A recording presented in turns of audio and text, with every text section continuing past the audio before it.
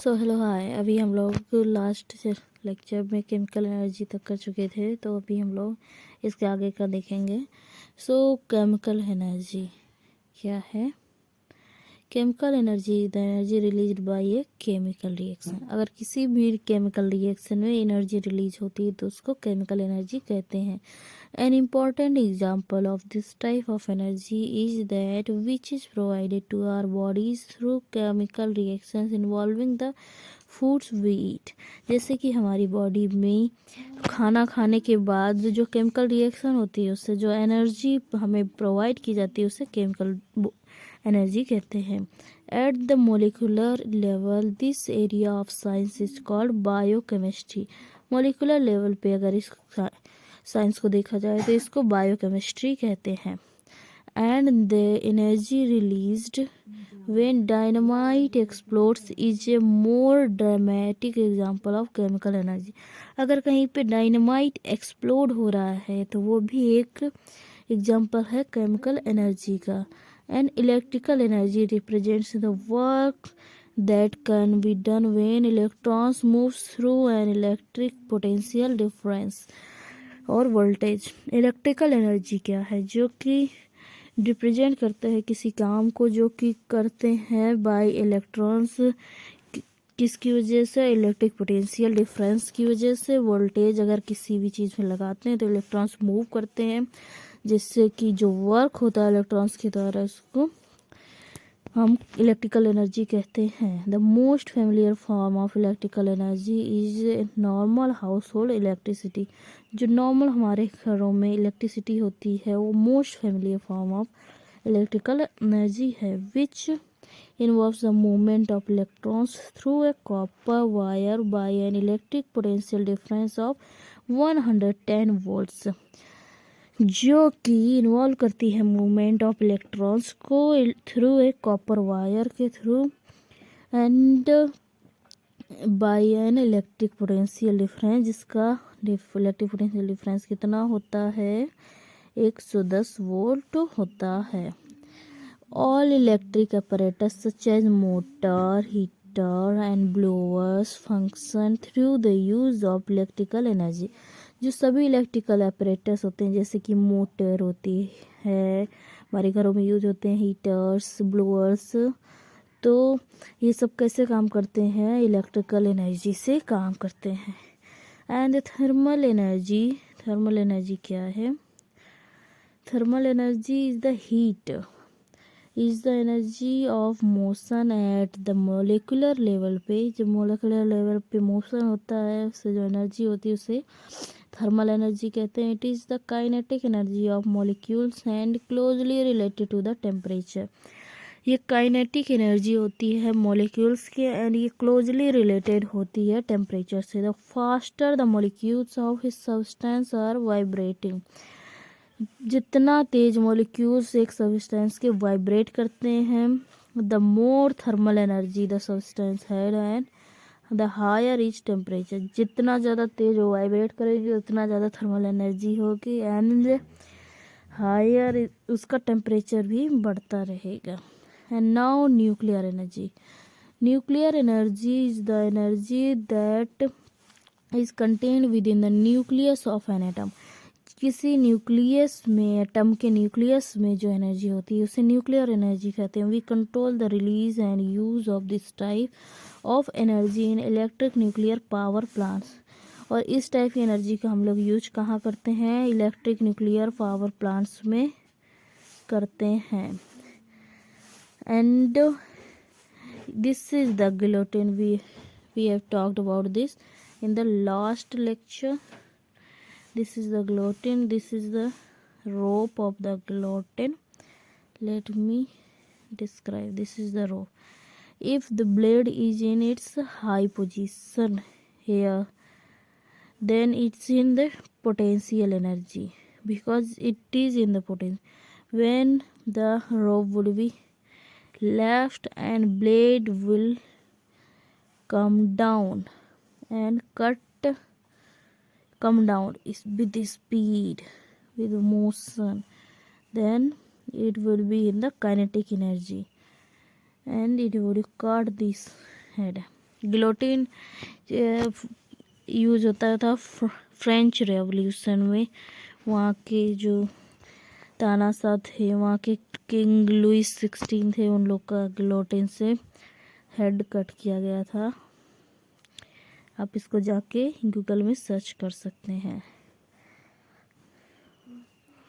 And this is how blade of guillotine offers a dramatic example of both potential and kinetic energy when the blade is pulled to its maximum height। जब maximum height में किया ऊपर तो ये क्या हो गया, lock हो गया into place, then potential energy इसमें हो गई। And when the blade is allowed to fall the potential energy is release as kinetic energy. और जब ब्लेड को रिलीज करेंगे तो वो काइनेटिक एनर्जी रिलीज होगी। An example of uncontrolled release of nuclear energy is the atomic bomb। जो uncontrolled nuclear energy का example है nuclear bomb. And electromagnetic energy is perhaps the least familiar form of energy. ये सबसे कम familiar form of energy है। It is the most important of our purposes however because it is the type of energy. जबकि ये एक type होता है energy का that is used in x-ray imaging, जो कि एक्सरे इमेजिंग में यूज होता है। In addition to x rays electromagnetic energy includes radio waves. X rays electromagnetic energy include करते हैं radio waves, also microwaves, ultraviolet, infrared and visible light. ये जो जितने भी हैं अल्ट्रावायलेट, इंफ्रारेड, विजिबल, ये सब इलेक्ट्रोमैग्नेटिक स्पेक्ट्रम में आते हैं। And just as matter can be transform from one size से form to another, so energy can be transform from one type to another. जैसे मैटर को एक शेप या साइज से दूसरे शेप या साइज में ट्रांसफॉर्म किया जा सकता है, वैसे ही एनर्जी को एक टाइप से दूसरे टाइप में कन्वर्ट किया जा सकता है, ट्रांसफॉर्म किया जा सकता है। And in radiology for example electrical energy in the x-ray imaging system is used to produce electromagnetic energy x-ray which is then converted to chemical energy in the radiographic film or an electrical signals in a digital image receptor। और जैसे कि radiology में electrical energy जो होती है वो x ray imaging system के द्वारा यूज की जाती है और इसको यूज किया जाता है टू प्रोड्यूस इलेक्ट्रोमैग्नेटिक एनर्जी।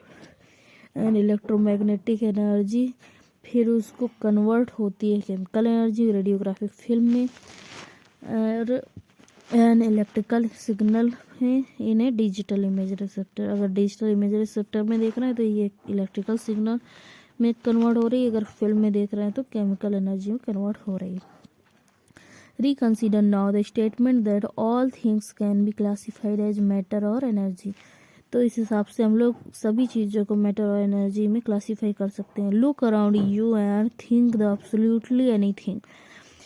अपने चारों तरफ देखिए और सोचिए कि एब्सोल्युटली एनीथिंग को, and you should be convinced that of this statement की मैटर ही है या तो एनर्जी है। You should be able to classify anything as matter and energy both. Frequently matter and energy exist side by side. Matter और energy एक दूसरे के साइड बाय साइड रहते हैं। Moving automobile has mass and kinetic energy. Boiling water has mass and thermal energy. Leaning tower of Pisa has mass and potential energy. So ऐसे हम लोग कह सकते हैं कि सभी में मास भी होता है एंड एनर्जी भी होती है। Matter, mass is the matter and energy होती है। Perhaps the strangest property associated with matter and energy is that they are interchangeable। वो इंटरचेंजेबल होती हैं and a characteristic first described by the Albert Einstein in his famous theory of relativity. और इसकी characteristic Albert Einstein ने इनकी famous theory relativity में describe किया। Einstein ने मास एनर्जी इक्विवेलेंस इक्वेशन में कहा is corner stone of that theory. और उन्होंने मास एनर्जी थ्योरी दी है आइंस्टाइन ने। And where E is mass energy theory क्या है? E is equal to mc square. E is the energy, m is the mass, and c is the velocity of electromagnetic radiation light in a vacuum. And light की velocity vacuum की कितनी होती है? 3 × 10⁸ metre per second. Okay, and this mass energy equivalence serves as the basis for atomic bomb. और ये मास energy equivalence जो होती है सर्व करती है as the basis for the atomic bomb के लिए, न्यूक्लियर पावर प्लांट्स के लिए, certain nuclear medicine imaging modalities के लिए भी। Energy emitted and transferred through space is called radiation.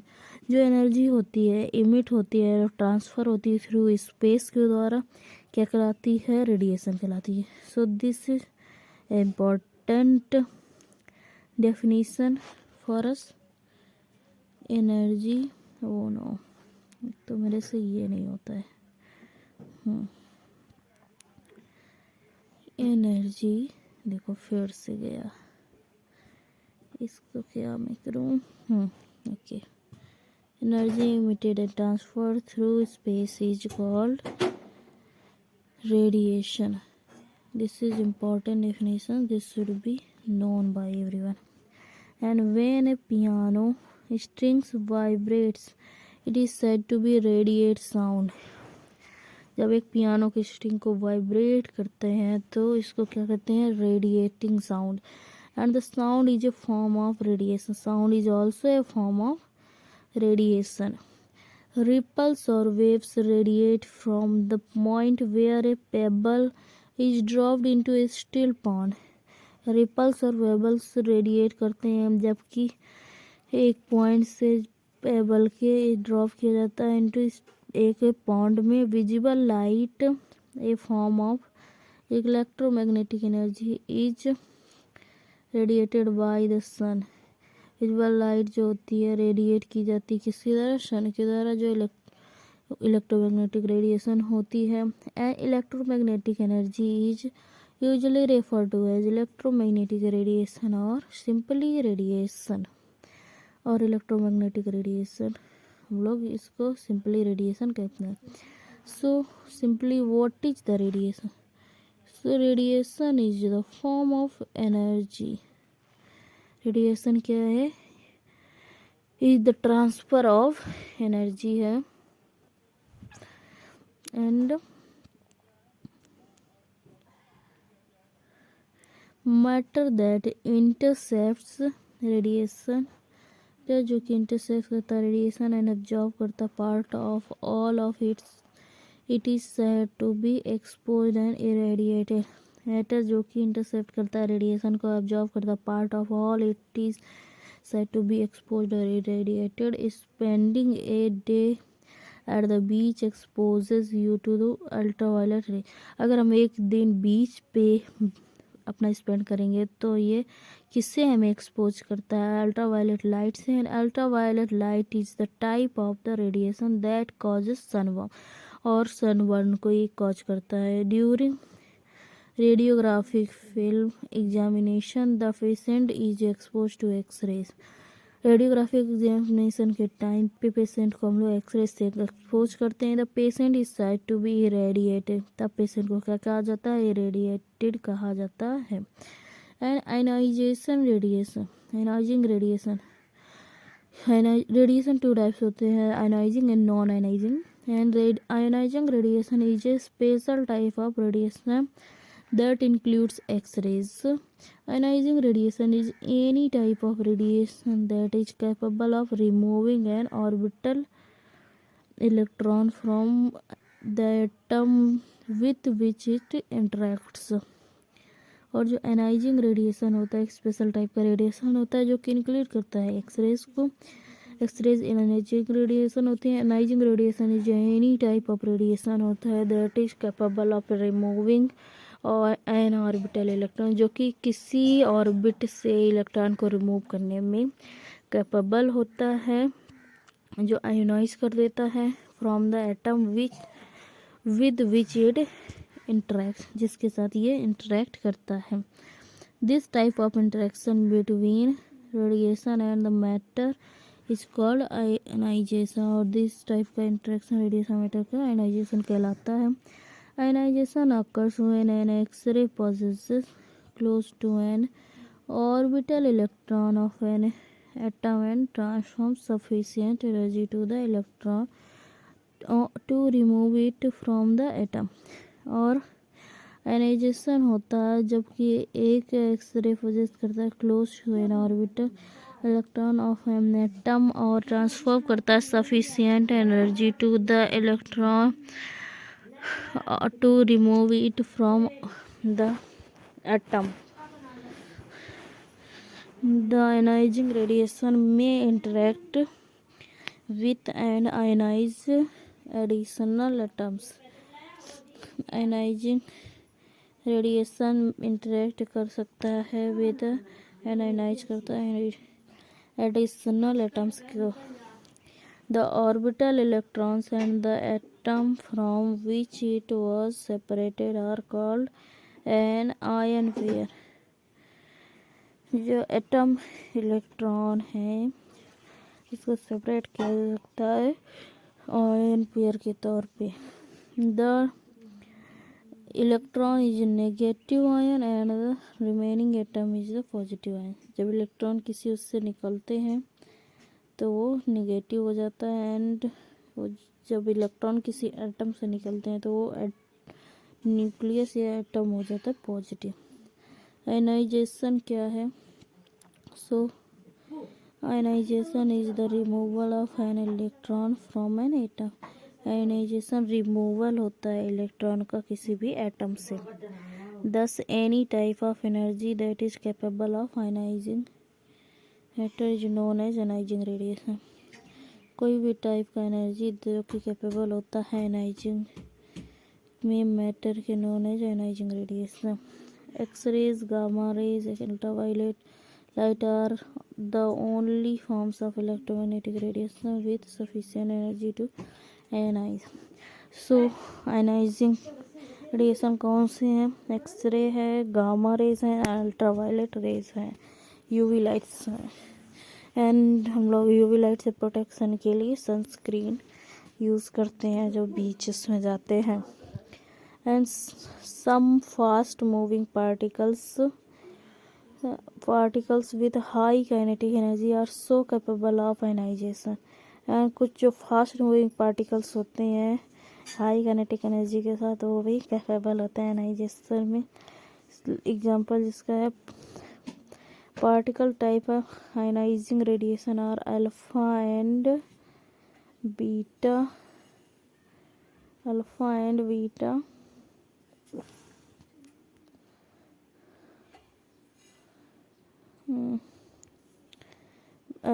beta particles। Although alpha and beta particles are sometimes called rays, this designation is incorrect। Alpha and beta को कभी कभी raise के तौर पे भी करते हैं बट ये रेज नहीं है, ये पार्टिकल्स हैं। And here is the ionization procedure is shown here. Ionizing radiation, when ionizing radiation is coming to an orbital electron then this electron would be removed। this is here but this is removed from here। if this would be removed this would become a negative ion। ये क्या बन जाएगा? Negative ion, E minus free electron pair. And now this term would be positive ion and remaining atom and these both would be called ion pair और ये ion pair कहलाएगा। And ionization is the removal of an electron from an atom। ejected electron and resultant positively charged atom together are called ion pair। और together ये कहलाते हैं ion pair. And sources of ionizing radiation के sources क्या हैं?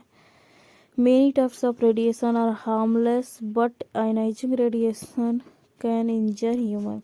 जो ionizing radiation है human को इंजर कर सकता है। We are expose to many sources of ionizing radiation. These sources can be divided into two main categories: natural environmental radiation and man-made radiation। ये मेनली दो टाइप का होता है, नेचुरल जो एनवायरनमेंट में होता है and second is the man made radiation. And natural environmental radiation results in an annual dose of approximately 3 millisieverts. Natural जो होता है इसकी एनुअल डोज अप्रॉक्सीमेटली 3 मिलीसीवर्ट होती है। एंड मैन मेड रेडिएशन की रिजल्ट्स होती है 3.2 मिलीसीवर्ट्स एनुअली, एक साल में। And an millisievert is the unit of effective dose. जो मिलीसीवर्ट है यूनिट किसकी है? इफेक्टिव डोज की है। So it is the use to express radiation exposure of populations and radiation risk in those populations. और ये यूज किया जाता है टू एक्सप्रेस रेडिएशन एक्सपोजर को of the population and radiation risk in those population में। तो हमें जो नेचुरल एनवायरमेंटल रेडिएशन उसकी क्या लिमिट है? एक साल में 3 मिलीसीवर्ट्स। एंड जो मैन मेड रेडिएशन है एनुअली कितना होना चाहिए? 3.5 millisieverts. And natural environmental radiation consists of 4 components. जो नेचुरल एनवायरमेंटल रेडिएशन होते हैं उसके कितने कंपोनेंट्स होते हैं? 4। Cosmic rays, terrestrial radiation, internally deposited radionuclides and radon. जो कॉस्मिक रेज होती हैं, टेरेस्ट्रियल रेडिएशन होता है, इंटरनली डिपॉजिटेड रेडियोन्यूक्लियाइड्स होते हैं and रेडॉन्स। And cosmic rays and particulate and electromagnetic radiation emitted by the sun and stars। Cosmic rays क्या होते हैं? जो इलेक्ट्रोमैग्नेटिक रेडिएशन आते हैं इमिट किए जाते हैं सन और स्टार्स से ऑन द अर्थ। और अर्थ पे the intensity of cosmic radiation increases with the altitude and latitude. Terrestrial radiation results from deposits of uranium. जो टेरेस्ट्रियल रेडिएशन है रिजल्ट होता है from the deposit of uranium और thorium and other radionuclides in the earth. Uranium और thorium के deposition से जो होता है और टेरेस्ट्रियल रेडिएशन कॉज होता है। And the intensity of highly dependent the intensity is highly dependent on the geology of the local area. जो इसकी इंटेंसिटी होती है उस लोकल एरिया की जियोलॉजी पर डिपेंड करता है। इंटरनली डिपॉजिटेड रेडियोन्यूक्लियाइड्स मेनली पोटेशियम 40 और द नेचुरल मेटाबोलाइट्स। पोटेशियम 40 और the natural metabolites. They have always been with us and contribute an equal dose to each of us। और ये हमेशा हमारे बीच में होते हैं और कंट्रीब्यूट करते हैं इक्वल डोज को to each of us. And the largest source of natural environment radiation क्या है? Radon. Radon is radioactive gas that is produced by natural radioactive decay of uranium।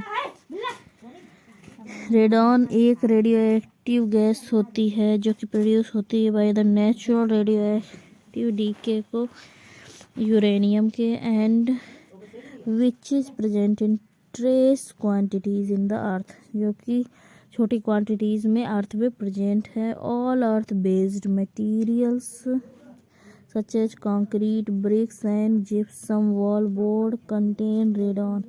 और सभी कंक्रीट, ब्रिक्स और gypsum wall board contain करते हैं radon. Radon emits alpha particle alpha which are not penetrating and therefore contributing to the radiation dose only to the lungs।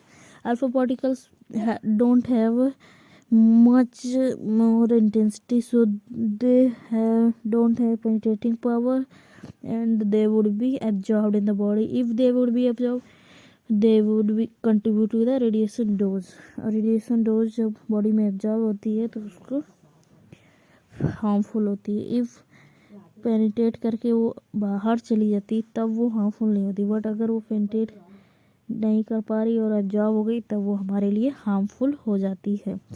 And collectively these sources of natural environmental radiation results in approximately 0.0 to 0.1 microgray per hour at waist level in the United States. और ये radiation के sources जो natural sources हैं result करते हैं approximate 0.02 to 0.1 माइक्रोग्रे प्रति घंटे के एट वेस्ट लेवल, कमर के लेवल पे यूनाइटेड स्टेट में. And this equals to the annual exposure of approximately 0.2 milligray. और ये इक्वल होता है एनुअल एक्सपोजर के अप्रॉक्सीमेटली 0.2 मिलीग्रे के प्रति year along the Gulf Coast and Florida to 1 milligray पर year and higher in Rocky Mountains region. और Rocky Mountains region में थोड़ा सा ज़्यादा होता है, 0.2 मिलीग्रे होता है प्रति ईयर गल्फ कोस्ट और फ्लोरिडा में, 1 मिलीग्रे पर ईयर हायर होता है रॉकी माउंटेन्स रीजन्स में. Remember that humans have existed for several 100,000 years in the presence of this natural environment radiation level. और ह्यूमन इस लेवल की रेडिएशन लेवल में प्रेजेंट रहे हैं 1000 सालों से. Human evolution undoubtedly has been influenced by natural environmental radiation. और human का इवोल्यूशन इस नेचुरल एनवायरमेंटल रेडिएशन के वजह से affected भी हुआ है. Some genetics content that evolution is influenced primarily by ionizing radiation. This is so that we must indeed be concerned with control of unnecessary radiation exposure, because over the past century, with increasing medical application of इसका मतलब है कि if this is so we must indeed concern, हमें इसको unnecessary जो है radiation dose से medical में बचना चाहिए. If there is a need then we can take this, but if there is no need this should be avoided. And radiation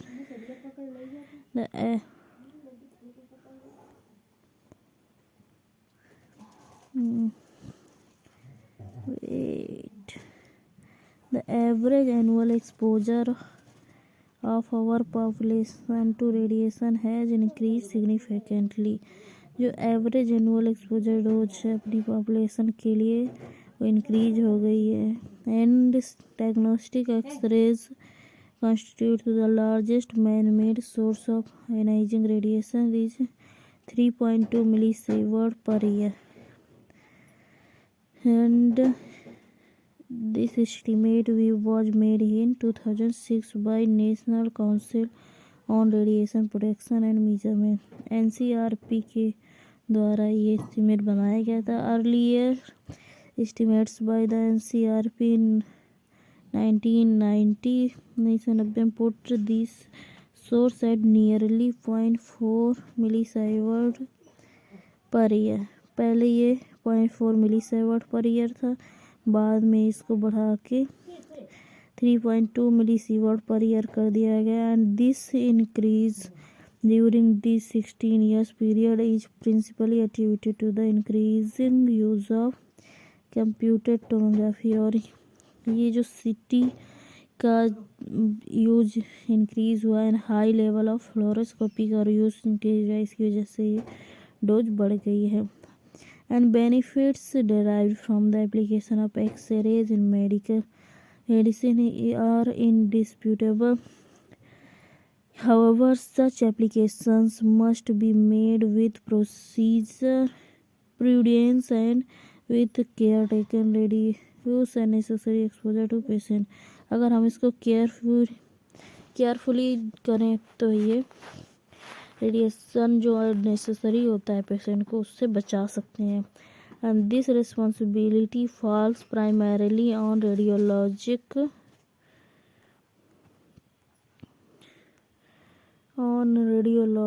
technologists because they usually control the operation of X-ray imaging system during radiologic exams. और ये जो responsibility होती है technologist की होती है कि वो कंट्रोल करें रेडिएशन डोज को टू द पेशेंट्स को देने में. Okay, and here is the chart. क्या है? Contribution of various sources to the average US population. Radiation dose 1990. We will return to this very important pie chart. And ये है raise.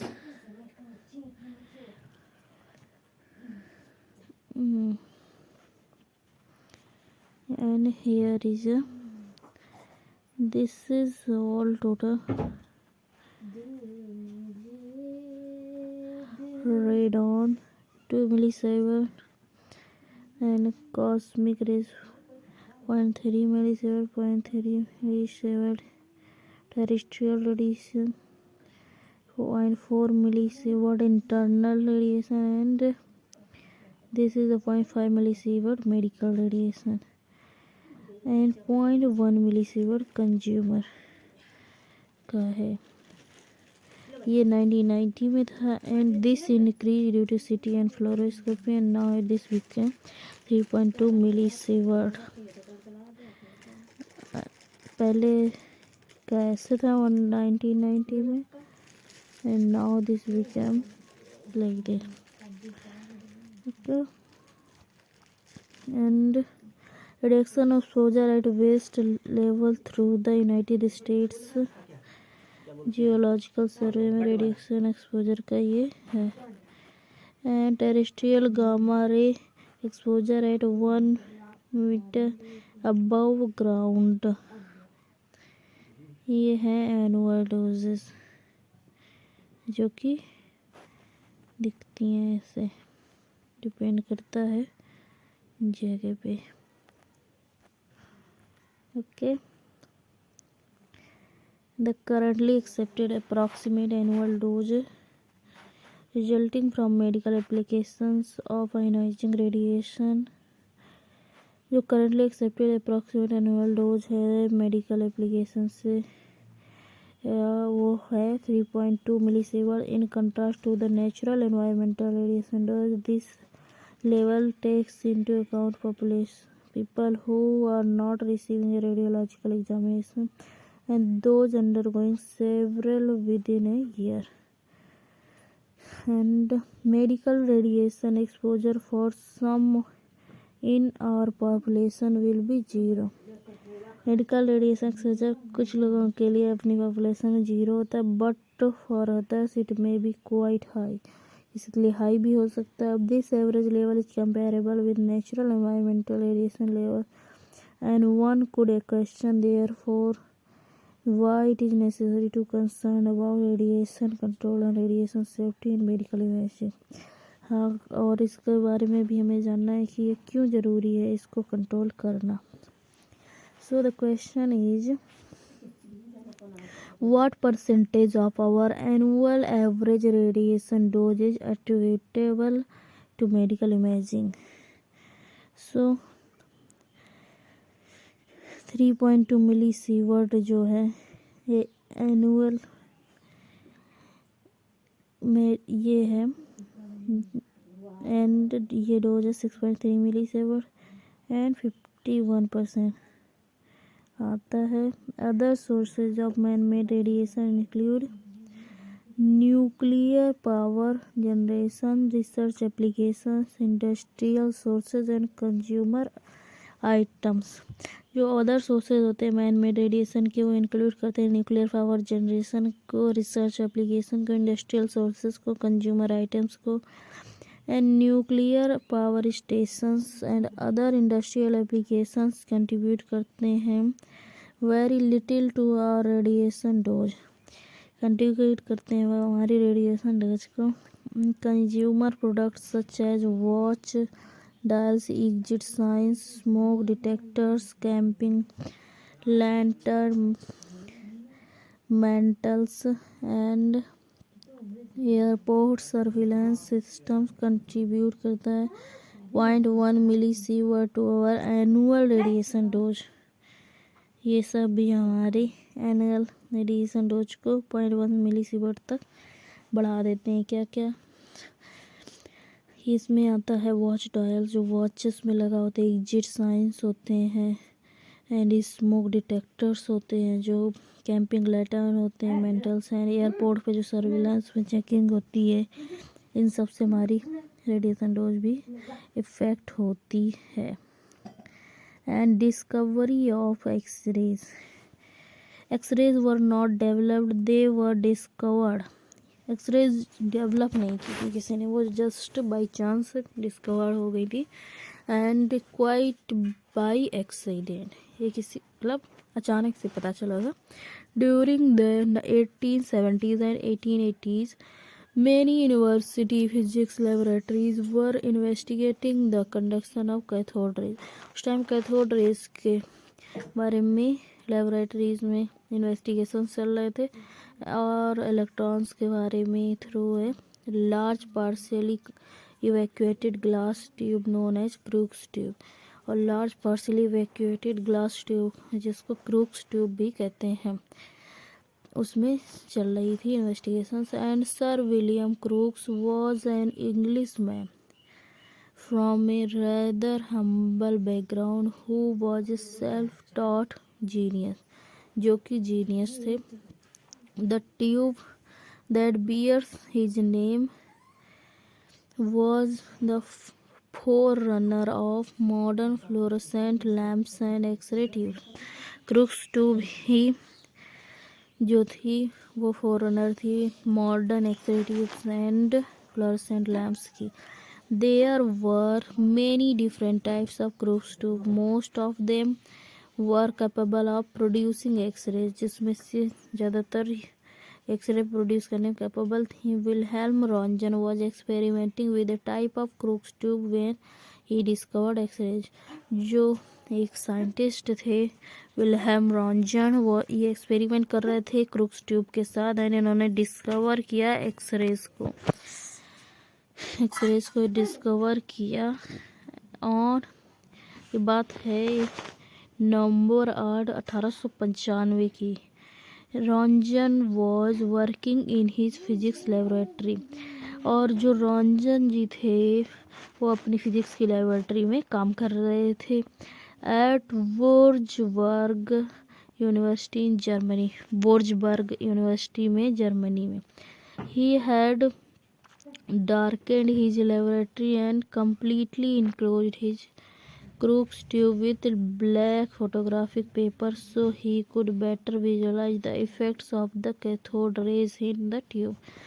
तो उन्होंने क्या किया, डार्क किया, लेबोरेटरी को अंधेरा कर दिए, कम्प्लीटली इनक्लोज कर दिया उनकी क्रूक्स ट्यूब को, और ब्लैक फोटोग्राफिक पेपर से, सो दैट कि वो बेटर विजुलाइजेशन कर सकें इफेक्ट्स का कैथोड रेज का ट्यूब में। Hand plate coated with barium platinocyanide, एक प्लेट उन्होंने ली जो कि कोटेड थी किससे, बेरियम प्लेटोसाइनाइड से। ये फ्लोरोसेंट मटेरियल होता है barium platinocyanide. Happen to be lying on a bench top several metres from Crookes tubes, और जो कि वहीं पे पड़ी हुई थी बेंच टॉप में और क्रूक्स ट्यूब से कुछ मीटर दूर पे। No visible light escaped from the Crookes tube, कोई भी विजुअल लाइट उस पर नहीं पड़ रही थी, because of the black pepper that enclosed it, जो कि ब्लैक पेपर ने इसको इनक्लोज कर दिया था, but Roentgen noted that the barium platinocyanide glowed. तभी अचानक से रंजन ने नोटिस किया कि वहाँ पे बेरियम प्लेटो साइनाइड जो प्लेट पड़ी हुई है उसमें कुछ ग्लो, कुछ लाइट देखा। The intensity of the glow increased as the plate was brought closer. जितना ज़्यादा प्लेट क्लोज कर रहे थे उसके, उतनी ज़्यादा उसकी इंटेंसिटी बढ़ती जा रही थी। And yeah, we can see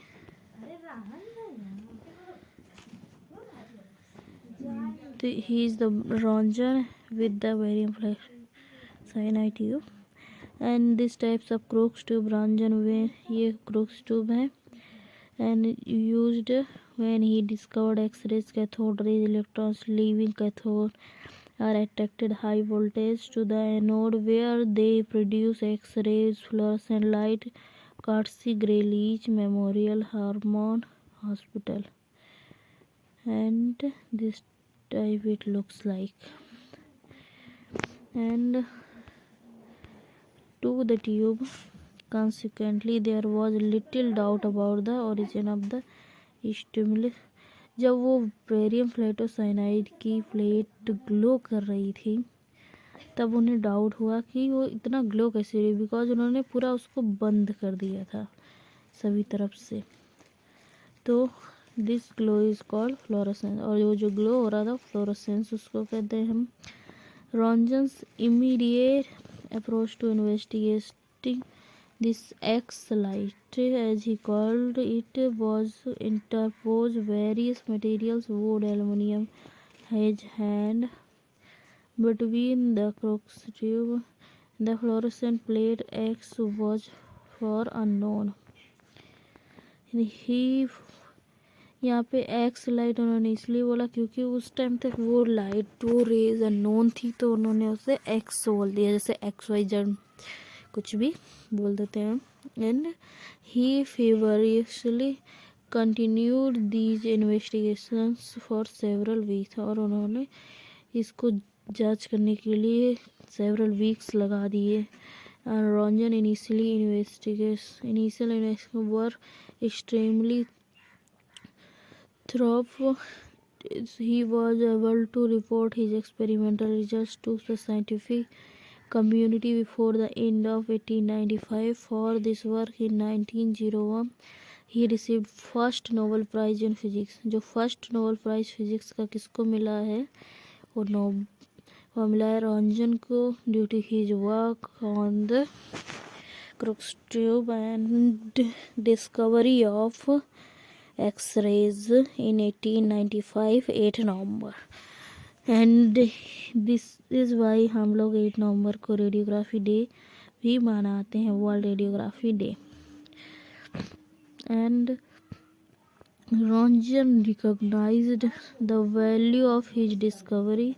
Ranjan ने रिकॉग्नाइज किया उनकी value of discovery to the medicine. He produced and published the first medical X ray image in early 1896, और उन्होंने 1896 में फर्स्ट एक्सरे भी प्रोड्यूस किया मेडिकल इमेज के लिए। It was an image of his wife's fan, जो कि इमेज थी उनके वाइफ के हाथ की। एंड इसकी पिक्चर अभी हम लोग नीचे देखेंगे। और ये photograph report to be first X-ray examination in the United State conducted in early February 1896 में, जो कि फरवरी में 1896 में हुआ था, in the physics laboratory at Dartmouth College. Physics laboratory में डार्टमाउथ कॉलेज में हुआ था।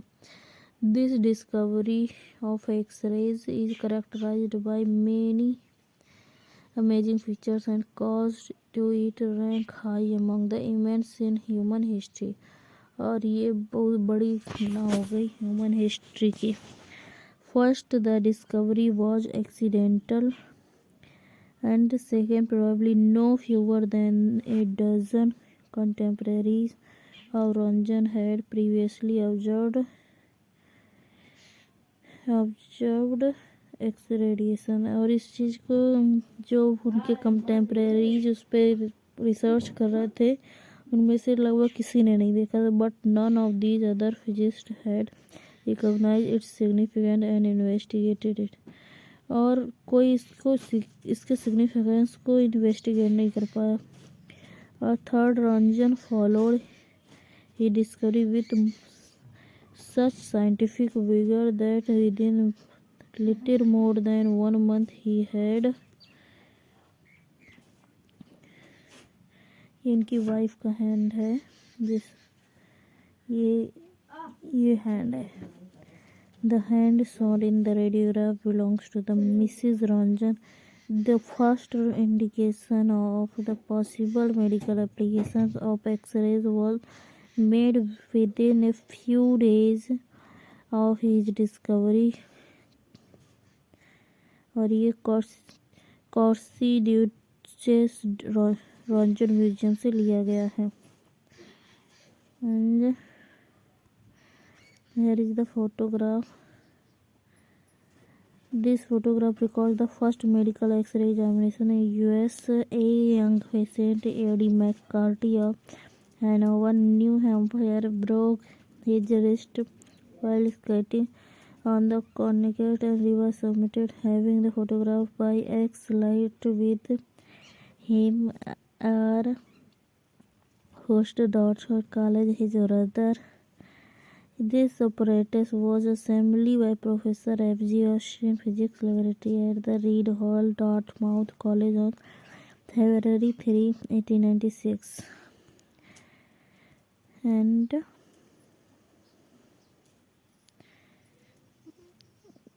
उन्होंने डिस्क्राइब किया एक्स रेडिएशन को with nearly all the properties we recognized today. और उन्होंने लगभग 1 महीने में ही एक्सरे की सभी प्रॉपर्टीज को खोज कर ली, जो कि हम लोग आज पढ़ते हैं। Development of modern radiology. There are 3 general types of X ray examination: radiography, fluoroscopy and सीटी।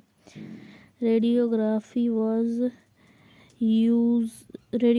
uses film or a solid state image receptor, usually an X-ray tube mounted from the ceiling on a track that allows the tube to be moved in any direction. Such examinations provide the radiologist with fixed images. ऐसे examination provide करते हैं radiologist को fixed images को। And fluoroscopy is usually conducted with an X-ray tube located under examination table। और fluoroscopy जो होती है usually conduct होती है एक एक्सरे ट्यूब के, जो कि एक्सरे ट्यूब टेबल के नीचे लोकेटेड होती है। Radiologist is provided with moving images on a television monitor और flat panel display. And computed tomography uses a rotating X-ray source and detectors array. A volume of data is acquired so that fixed images can be reconstructed in any anatomical plane, coronal, sagittal, transverse और oblique, जो कि अलग अलग planes में reconstructed cutting in the sections में images आती हैं CT में। There are many variations of these 3 basic types of examination, but in general X-ray equipment is similar। X-ray equipment सब में similar होता है।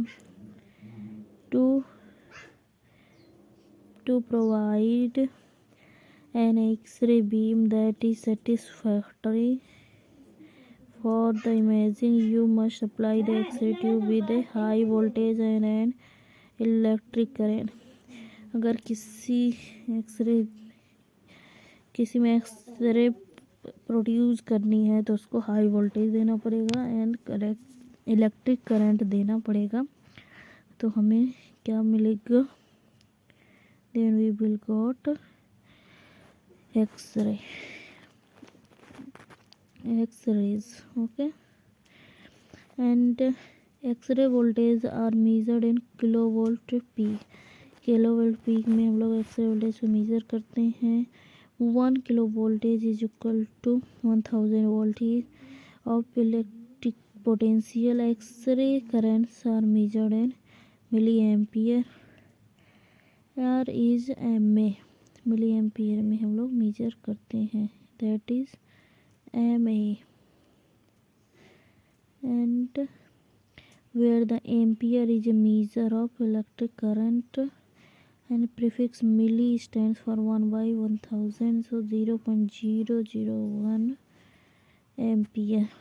The usual X-ray source to image receptor distance during radiography is 1 meter. How many millimeter is that? So अगर 1 metre को millimetre में करेंगे तो 1 millimeter is equal to 1/1000 meter, so 10⁻³ millimeter आएगा. तो 1000 millimeter is equal to 1 meter. Okay. Today voltage and current are supplied to an X-ray tube through rather complicated electric circuits, but in Ranjan's time only simple static generators were available. Ranjan के time पे जो simple static generator थे वही available थे. These units could provide currents of only a few milliampere. उस time पे उनकी उतनी ज़्यादा पावर नहीं थी. वोल्टेज 50 kVp एंड होता था. Now we use 1000 mA and 150 kVp are commonly used. Early radiographic procedures often required exposure times of 30 minutes or so longer. Long exposure time results in image blur. Long exposure time होता है, image blur कर सकता है. जो early radiographic procedures में हम लोग 30 minutes और लॉन्गर यूज़ करते थे, लॉन्ग एक्सपोजर की वजह से इमेज ब्लर हो सकती है. One development that helped reduce this exposure time was the use of fluorescent intensifying screen in conjunction with the glass photographic plates. और एक जो डेवलपमेंट हुआ इंटेंसिफाइंग स्क्रीन का, इसने एक्सपोजर टाइम को कम करने में काफ़ी हेल्प करी. And from here we will continue in the next video. So bye bye, see you soon.